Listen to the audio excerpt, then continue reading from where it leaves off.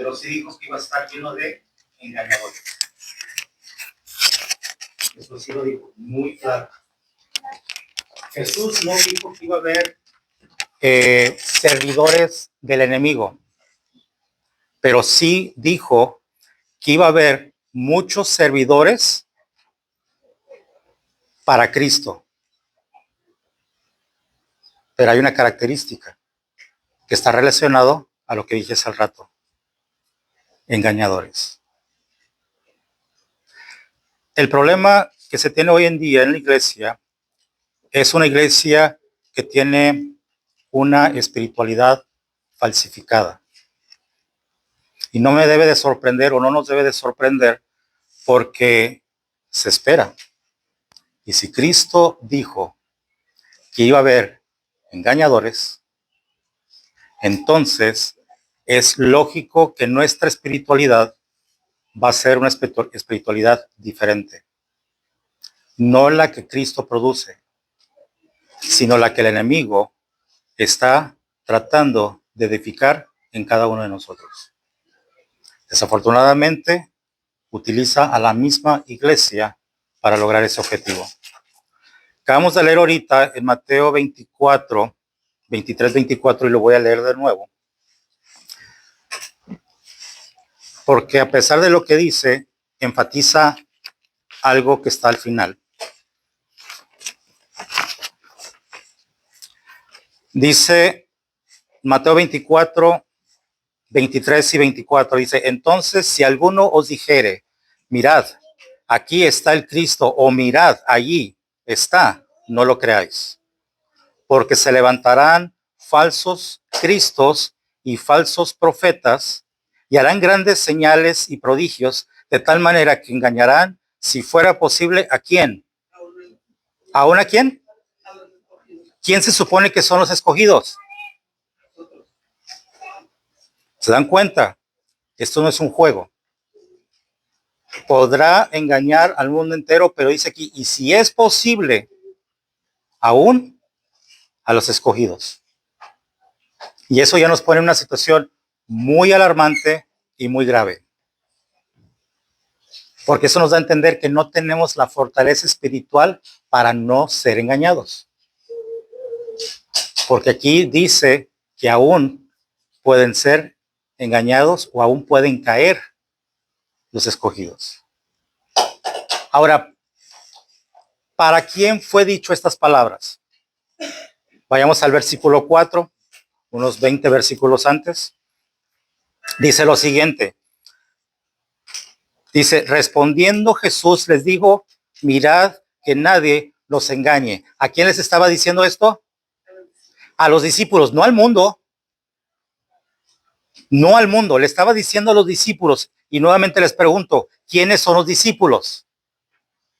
Nosotros. Porque pudo haber sido los discípulos que estaban sentados con él, estaban muy maravillados con todo lo que miraban. Estaban, wow, impresionados con todas las murallas, con todos los edificios. Y él les dijo, ¿se dan cuenta cómo está esto? Mira, va a llegar un momento que no va a quedar nada. No va a quedar nada. Todo será destruido. Así que no se maravillen de las cosas que el mundo les ofrece. Y van a pasar tantas cosas maravillosas. La única cosa que yo les pido es asegurarse que nadie los engañe. Asegúrense. Lo que vamos a estar tratando en estos minutos es, no quiero decir las herramientas, pero métodos, se podría decir, maneras que el enemigo utiliza para engañar. Lo hizo en el Edén, lo hizo en Babel, lo hizo en Egipto, lo hizo durante que estaba en el ministerio de Jesús y lo seguirá haciendo hoy hasta el último momento de su existencia. Nos va a tratar de engañar. ¿De qué manera? Es lo que vamos a estar viendo, mínimo unos varios métodos por ahí que vamos a compartir, pero es algo para que nosotros estemos atentos en todo momento, porque esto va con todo. Vamos a orar. Querido Dios y amante Padre, en este momento estamos abriendo tu santa palabra, pedimos que la bendigas. Ayúdanos a tener claridad, comprensión, entendimiento de lo que tú nos vas a decir en este sábado. Predica tú, úsame a mí. Quédate con nosotros. En nombre de Cristo Jesús. Amén. Bien, el enemigo siempre va a usar los mismos métodos que utilizó en el principio.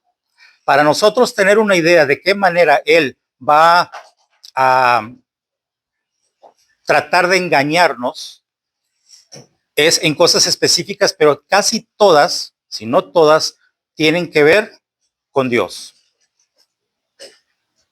Porque es la única manera que va a matarnos, a quebrarnos, a destruirnos. Él viene a destruir, especialmente si estamos relacionados con Cristo Jesús. Porque yo no sé si se los he dicho antes, pero en sí Satanás, en su momento Lucifer, nunca ha tenido un problema con Dios. Su problema es Cristo. Y no sé si han dado cuenta, pero está haciendo hasta lo imposible, lo que está en su poder, para destruir a Cristo y todos aquellos que tienen que ver con él. Cuando estaba en el cielo, nunca tuvo un problema con Dios, pero tuvo un problema con un ángel, Miguel. Y ahora por eso no nos debe de sorprender que siga teniendo un problema. En este caso, con Cristo Jesús. Así que si tú sabes que estás relacionado con Cristo Jesús, que no te sorprenda que el enemigo viene con todo en contra tuya y en contra mía. Y va a hacer hasta lo imposible para engañarnos, para que podamos hacer a Dios o a Cristo a un lado. A un lado. Romper esa relación íntima que se tiene con Él. Y la única manera que podemos, la única manera, pero una manera, vamos a decir, clara de entender qué tipo de artimañas, de qué tipo de métodos, qué tipo de herramientas se utiliza para engañar, pues lo vamos a ver en la Biblia. Dejemos que la Biblia nos hable. Ahora, es importante lo siguiente. Cuando Dios creó a Adán, ya había creado los cielos y la tierra. Así que Adán no vio nada de la creación. Inclusive, cuando creó a Eva, Adán estaba como dormido. Así que ni a Eva vio cómo la creó Dios. En este caso, lo único que tanto Adán y Eva tenían era la palabra de su creador. Jesús en este caso dijo, yo soy tu creador y yo soy tu Dios. Pero es que yo no lo vi. Creo que mi palabra es más que suficiente. Y eso va para todos. Su palabra debe de ser más que suficiente. Porque tampoco nosotros vimos cómo creó los cielos y la tierra. No vimos cómo creó a Adán y a Eva. No vimos lo que creó después de 6,000 años de historia. Ni siquiera vimos cómo nos creó a nosotros. Ya nos dimos cuenta después en fotografías cómo nos mirábamos al primer día de nacimiento. Pero todavía Jesús nos dice, yo soy tu creador y mi palabra es más que suficiente. Así que lo único que tenía Adán y Eva era la palabra de Dios y todo lo que les había regalado. El problema es de que es la palabra que empezó a utilizar Satanás ¿para qué? Para ir en contra y de engañar, en este caso, a Eva y posteriormente a Adán. ¿Qué fue lo primero que hizo Satanás en el Edén?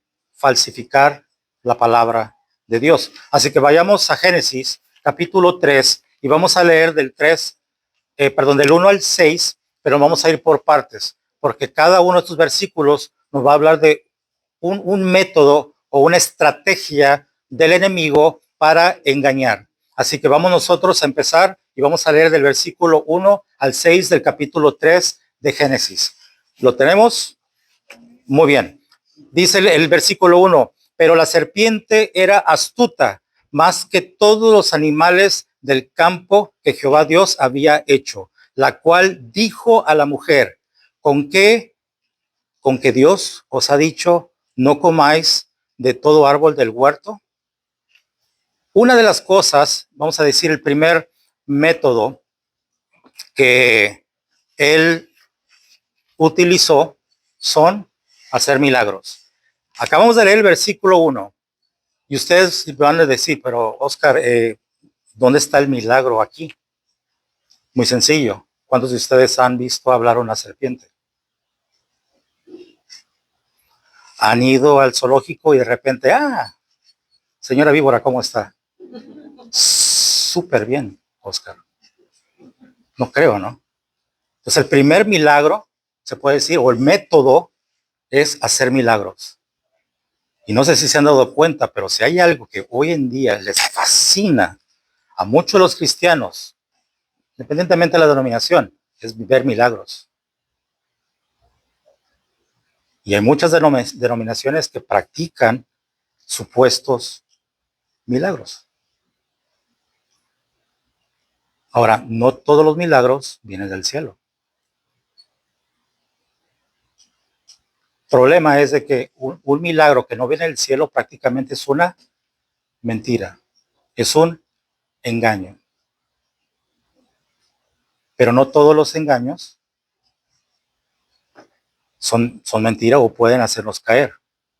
Un ejemplo, hoy decidí ponerme un traje gris y esta maravillosa corbata amarilla. ¿Les gusta mi corbata amarilla? Porque no dicen nada. ¿De qué color es? Gris. ¿No es amarilla? No. ¿Les mentí? ¿Los engañé? No.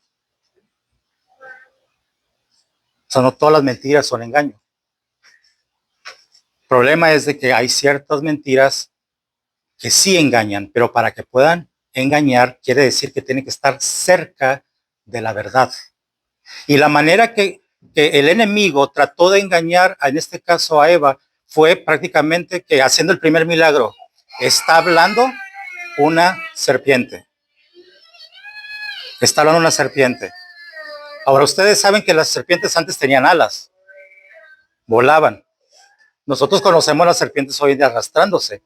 De acuerdo a la palabra de Dios, esa fue la condena. Pero no sé si se han dado cuenta que hasta hoy en día muchas veces siguen esa leyenda de una serpiente alada. El dragón no solamente fue inventado porque sí. Para mí parece un reptil con alas.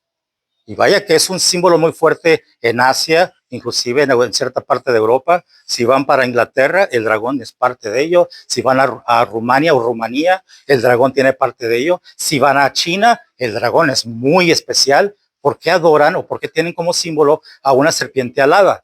Vayamos con los aztecas o con los mayas. Está Quetzalcóatl. Eso quiere decir que es una serpiente alada. El quetzal es una ave. Y de ahí viene inclusive el nombre. Y el quetzal, por su condición y su manera de vuelo, pareciera una serpiente volando. De ahí viene inclusive el quetzal. Pero el punto principal es por qué hasta hoy en día se sigue tratando y hablando sobre una serpiente alada. ¿De dónde viene ese origen? El punto principal es de que aquí Satanás hizo el primer milagro, que era ¿qué? Hacer que una serpiente hablara. Y al mundo entero le fascinan los milagros. Les gusta el misterio. Están constantemente viendo una puerta cerrada. ¿Qué habrá detrás de esa puerta? O miento. A ver qué hay allá. ¿Qué tenemos que estar viendo? Pero es nuestra humanidad. Es nuestra naturaleza. Estamos constantemente buscando qué hay detrás de los misterios. Por eso los milagros, cuando se dan, buenos o malos, es impresionante, nos maravillan. Y no me debe de sorprender que a Eva le haya maravillado el simple hecho que una serpiente le hablara. No debería de maravillar. Inclusive,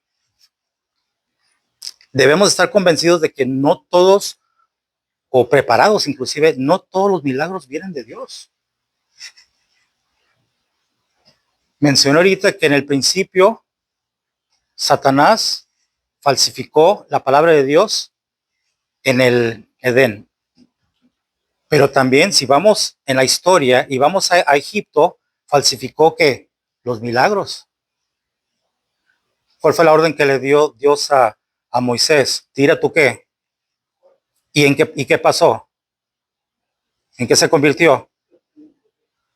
Pero oh, sorpresa, de repente vienen los magos o representantes del faraón y les digo, hagan lo mismo. ¿Y qué fue lo que pasó? Falsificó también milagros. ¿Qué quiere dar a entender? Que el enemigo tiene la facilidad de poder también hacer milagros, pero que no vienen del cielo, no vienen de Dios. Y va a buscar la manera que por medio de milagros que no vienen del cielo, que nosotros seamos engañados, aún los elegidos. Nosotros fuimos creados para valorar y apreciar las cosas maravillosas. No sé si se han puesto a analizar, pero se habla, por ejemplo, del Gran Cañón, el que está en Colorado, en esa área. Si se dan cuenta y nos ponemos a pensar, pues es feo, porque es pura ¿qué? Tierra árida, no hay nada. Pero cuando lo vemos en fotografías o así, ¿por qué nos maravilla? ¿Por qué lo vemos como algo impresionante? Y lo primero que decimos es increíble las maravillas que Dios hace. Fuimos creados para valorar y para apreciar cosas maravillosas. Por eso nos debe sorprender de que el enemigo por ese lado nos va a llegar a engañar haciendo milagros. Tenemos que estar bien preparados porque obviamente pues va a estar muy complicado poder nosotros diferenciar entre lo que viene del cielo y lo que no. Y la clave aquí es de que nosotros tenemos una relación personal con Cristo Jesús para poder reconocer lo que no viene de Él. Es lo que tenemos que nosotros reconocer. Se lo voy a poner de esta manera. ¿Cómo podemos darnos cuenta? Vamos a poner un billete. Un billete. ¿Cómo podemos nosotros saber si es falso? Ustedes pueden así de ojo decir, este es falso. Y no les pido que agarren un billete de Monopolio porque es falso. No, un billete que realmente tratamos como un original. ¿Cómo sabemos que es original o es falso? Porque en nuestro ojo así nada más no podemos nosotros diferenciarlo. Pero la conclusión que yo llego que para que yo pueda darme cuenta si es falso es porque yo tengo que conocer a la perfección el que es ¿qué? Verdadero. Para que nosotros podamos reconocer lo que es falso y que viene el enemigo, tenemos que conocer primero lo que es verdadero y que viene del cielo, para que nosotros podamos decir, esto no viene de Dios. Si no de otra manera, vamos a ser engañados. Porque, ¿qué es primero? ¿Lo genuino o lo falso? Lo genuino. Porque para poder falsificar algo, tiene que existir lo verdadero primero. En este caso, si Dios es el Dios verdadero, quiere decir de que va a haber un Dios ¿qué? Falso. Por eso el libro de Apocalipsis menciona y dice, y el Dios verdadero, y el Señor verdadero. ¿Y por qué lo repite tanto? Porque va a haber un Dios falso. Pero para poder nosotros reconocer a ese Dios falso, tenemos que conocer a la perfección al Dios verdadero. Y para poder lograr ese objetivo, tenemos que tener una relación diaria, íntima con Él. Y si nosotros no nos relacionamos con Él, entonces, lo siento mucho, pero vamos a ser engañados rápidamente. Por eso Cristo dijo, aún los elegidos. Aún los elegidos. Método número 2, o vamos a decir, herramienta número 2, en la cual el enemigo nos va a engañar. Citar la palabra de Dios mal. Uy, ¿cómo nos hemos encontrado con eso? Tantas cosas que nos encontramos, palabras que nos dicen, es que la Biblia dice eso. ¿Cuántos de ustedes han escuchado que dice, bueno, es que la Biblia dice que ayúdame que te ayudaré? ¿Dónde dice eso? Y el mundo lo recita. Y con una convicción y con una, con una confianza de que está en la Biblia. Y esa es una de decenas de frases supuestamente bíblicas que no existen y nunca van a existir. Pero eso nosotros podemos determinarlo.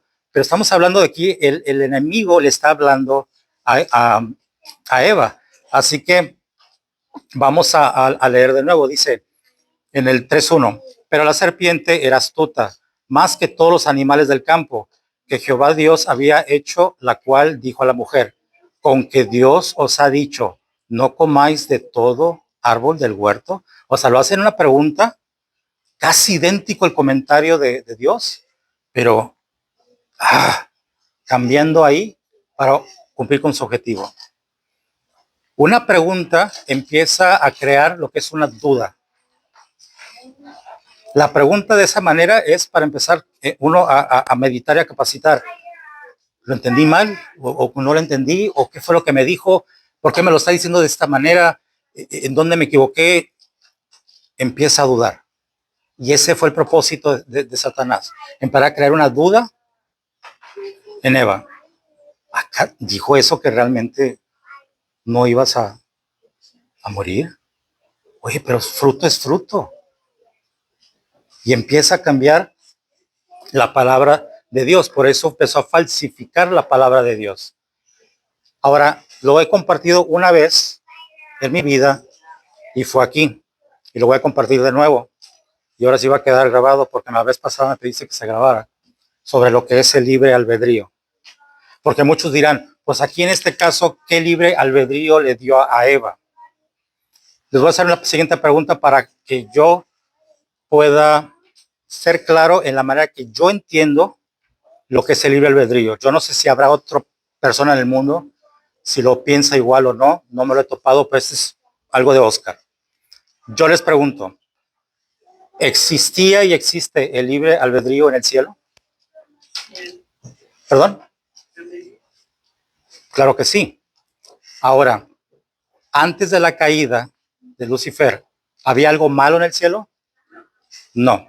Ok, estos dos puntos los voy a juntar. Existía el libre albedrío en un mundo o en un cielo que era sin pecado, todo bueno, todo bueno. Entonces yo llego a la conclusión que el libre albedrío es para que nosotros decidamos en las cosas buenas nada más. Eso de que libre albedrío para escoger entre lo bueno y lo malo, ¿cuándo Dios te va a poner a escoger entre bueno y malo sabiendo que lo malo te va a hacer daño? Cuando Él dijo, coman de todo el fruto, menos de ese árbol ya fue sacado de la ecuación, ya no es parte de la decisión. Él te está diciendo, no lo toques, pero de todos estos, sí. Así que tienes toda la libertad de decidir qué fruto quieres. El libre albedrío fue hecho para que nosotros decidamos entre las cosas buenas, entre las bendiciones de Dios, no entre lo bueno y lo malo. Porque Dios nunca va a querer que tú tengas esa libertad de decidir en algo que te va a perjudicar y te va a separar de Él. Jamás lo haría. Si nosotros tenemos libre albedrío, es nada más en todas las cosas buenas que Dios ha hecho para ti.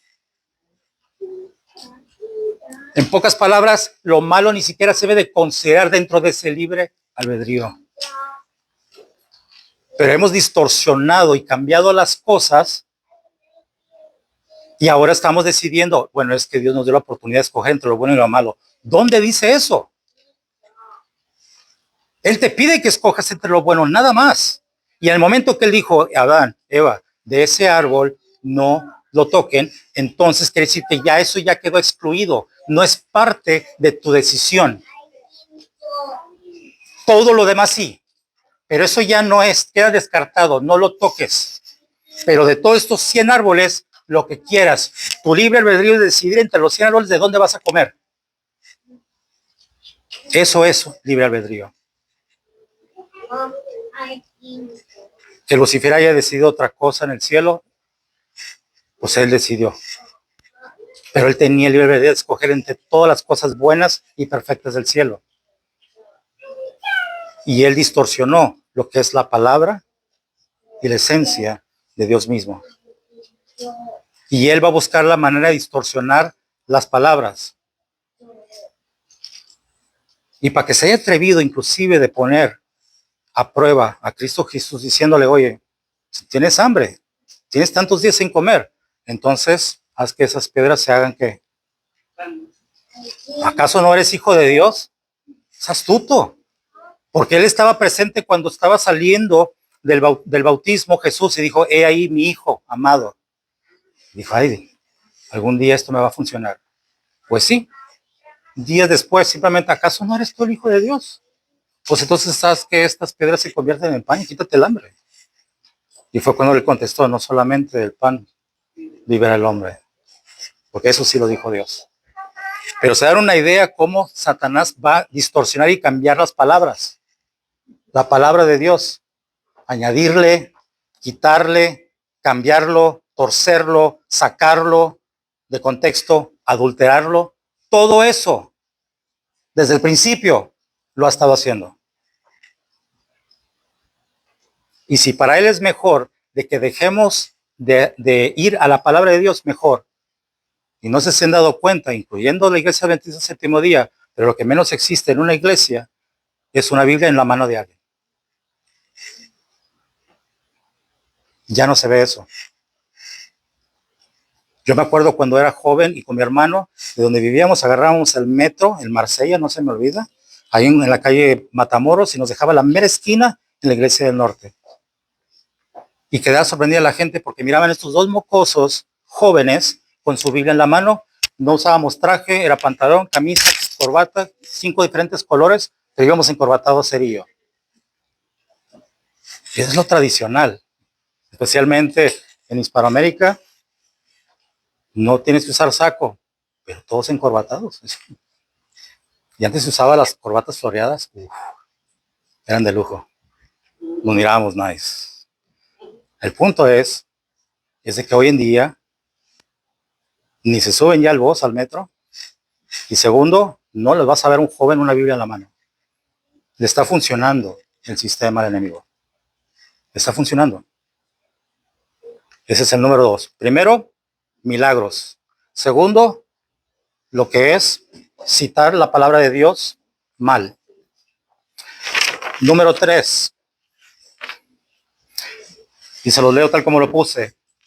Seguir nuestra razón, nuestra lógica, nuestra mente, nuestras emociones en vez de obedecer la palabra de Dios. ¿Cuántos de ustedes han escuchado el slogan, especialmente en inglés? Love is love. ¿Quién utiliza ese slogan? ¿Qué comunidad? El de las 20, 30, 50 letras. Mi problema no es ellos como persona, es su estilo de vida. Y esa es una realidad. Pero lo impresionante es que todo lo que tiene que ver con Dios lo están utilizando como slogan. El arco iris, de acuerdo a la Biblia, ¿qué es? ¿Un pacto entre quién? ¿Y quién usa el arco iris de una manera opuesta? Love is love. Dando a entender, no importa qué tan inmoral sea, pero amor es amor. No me vengan con eso. Porque si ese es el caso, vayamos a la Biblia y dice que Dios es. No dice tiene, siente, suele tener, no, es. En pocas palabras, tú puedes decir Dios es Dios. Y no va de acuerdo al estilo de vida de esta gente. Empiezan a ¿qué? A justificar las cosas inmorales y que tienen que ver con Dios. Es increíble que nosotros le ponemos a veces las características del enemigo, se las damos o ponemos a Dios. ¿Quién es el malo? El enemigo. Pero como no me está yendo bien, Dios es malo conmigo.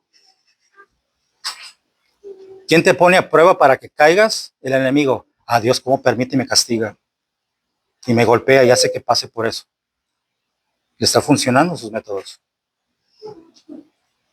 Porque una de las cosas cuando empezó a cambiarle la palabra de Dios al enemigo a Eva es como dando a entender, es que honestamente el Dios que te creó es un mentiroso.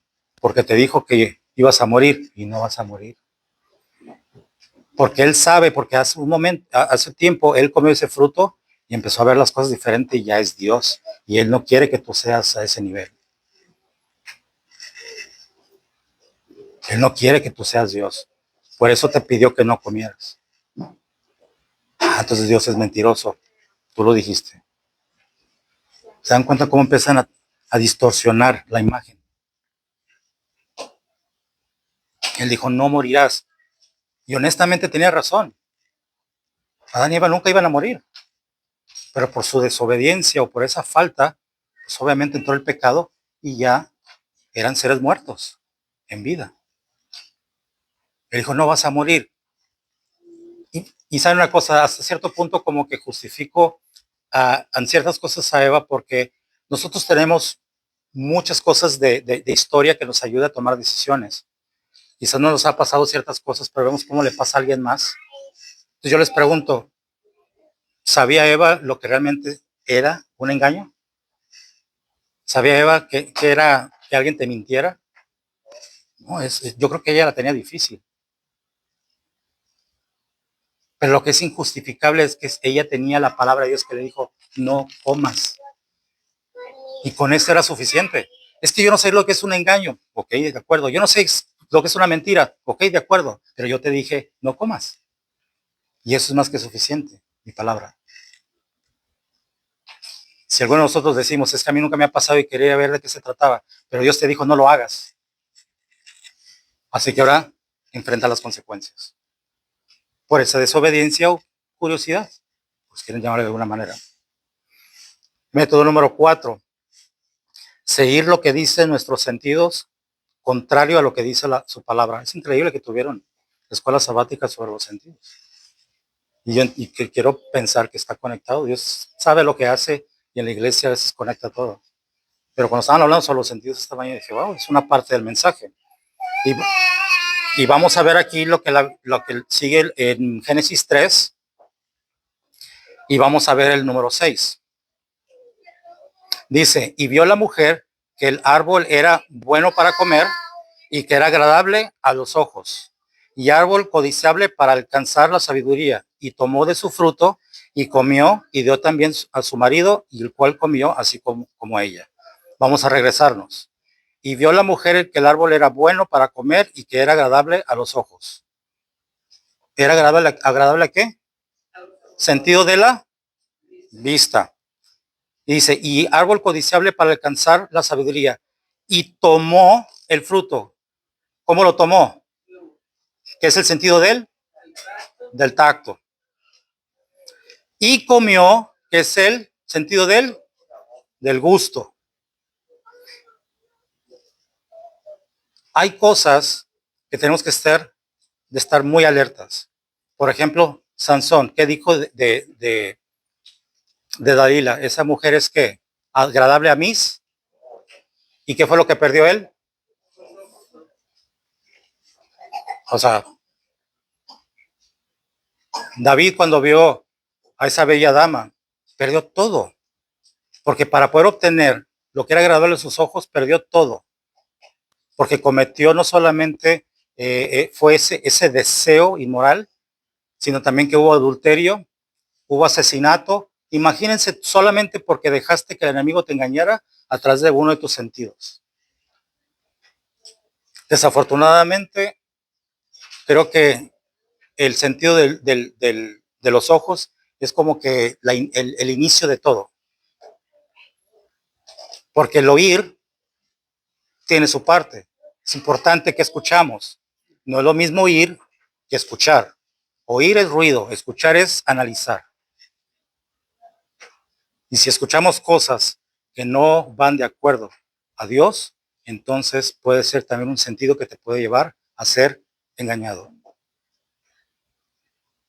El enemigo va a buscar la manera de cómo engañarte, sea por los ojos, sea por el oído, sea por el gusto, sea por el tacto. Él va a buscar la manera. Yo siempre he dicho que si queremos paz en el mundo, demos comida. ¿Quién te va a pelear si le das comida? La mayoría de los conflictos locales o civiles es por hambre, y después por poder. Pero al principio, cuando había conflictos, es porque era por comida, por sobrevivir. Nos va a entrar de una manera fuerte. Y hoy en día pareciera que todo es por la vista, todo es por el oído, y todo, más de la cuenta, es por el por el gusto. El enemigo viene con todo. Y disculpen por ser redundante por el término todo, porque todo es todo. Y el número 5, lo voy a detener ahí en 5, es en la última parte del versículo que acabamos de leer ahorita. Es el 6. Lo voy a leer de nuevo, pero quiero que nos concentremos en la última parte. Y vio la mujer que el árbol era bueno para comer y que era agradable a los ojos, y árbol codiciable para alcanzar la sabiduría. Y tomó de su fruto y comió, y dio también a su marido, el cual comió así como ella. Esa última parte. ¿Y le dio de comer a quién? Un método, y aquí vamos a tener que tener mucha atención, que él va a utilizar o que ya está utilizando es llevar a gente a tentar a otra gente. Solamente ustedes saben, si analizan su vida, si en algún momento han vivido esto. Ir a tentar o que alguien haya llegado a tentarte. Pero si algo existe y va a empeorar, es el llevar a gente a tentar a otra gente. Y desafortunadamente, en la iglesia existe eso, en la iglesia cristiana. Yo creo que en general, cualquier ámbito religioso, no importa qué tipo de Dios sea o qué tipo de religión sea o denominación, pero desafortunadamente cuando Cristo no está presente, es un grupo que simplemente está mandando a gente a tentar a otra. Y aquí Eva tentó a Adán. Les hago la pregunta. ¿Por qué pecó Adán? Lo acabo de decir ahorita. ¿Porque fue tentado? Por Eva. ¿Eva fue engañada? Sí. La pregunta es, ¿Adán fue engañado? No. Porque él sabía lo que estaba haciendo. Él tenía toda la libertad de decidir en seguir obedeciendo a Dios o no, independientemente de lo que le pasara a Eva, que ya había perdido mucho, si no todo. Pero lo que hemos repetido muchas veces es de que Adán prefirió a Eva que a Dios. Decidió amar más a Eva que a Dios. Y por ende o consecuencia, los dos prácticamente tuvieron que enfrentar la realidad de su desobediencia.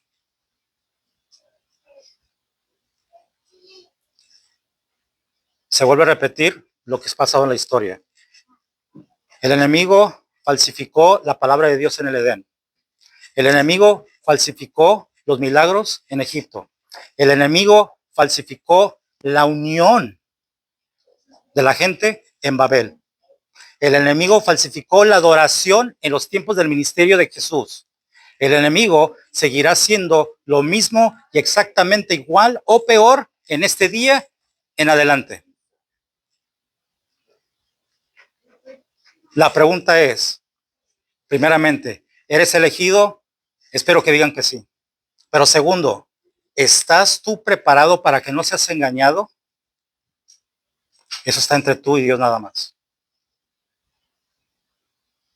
Tenemos pruebas complicadas en este momento y las que están por venir. Tenemos pruebas que en la cual quizás no sabemos ni cómo vamos a enfrentarlas, pero sí se nos ha dicho en cómo resistirlas, teniendo a Cristo Jesús en tu vida. Él mismo lo dijo. Hagan lo que hagan, vean lo que vean, escuchen lo que escuchen, asegúrense de no ser engañados. Porque yo sé que aún algunos de los elegidos van a ser engañados.